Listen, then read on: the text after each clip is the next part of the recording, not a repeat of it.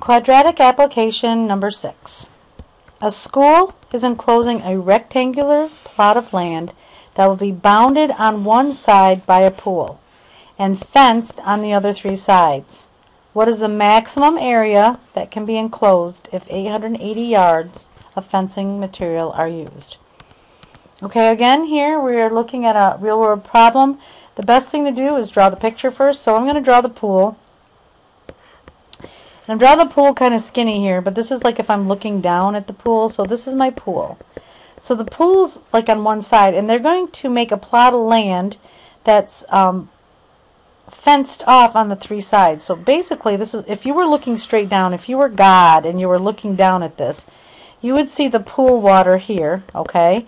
Then you'd see a fence coming all the way around it. So I'm looking straight down at this land, okay?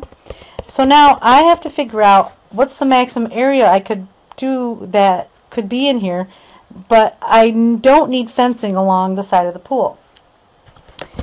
So I know these 2 sides are the same, so this is going to be X, and I'm going to call this Y, and I don't need to label this anything because there's no fencing there. So we're going to have our constraint, and we're going to have our objective, okay, and we're going to have our objective.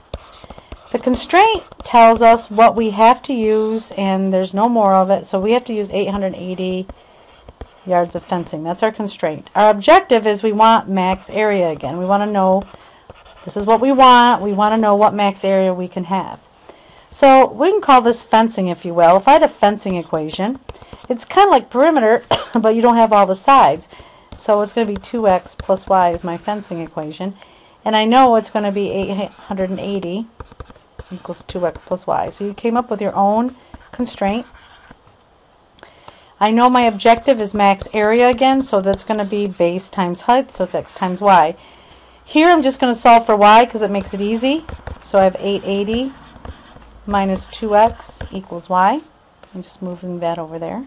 I'm going to take that and plug it right into the y spot so that the area is x times 880 minus 2x. Area is 880x minus 2x squared.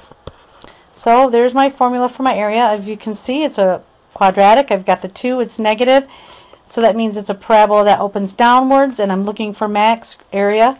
Again, maximum, I use my axis of symmetry so I can figure out what that is. It's negative b over 2a.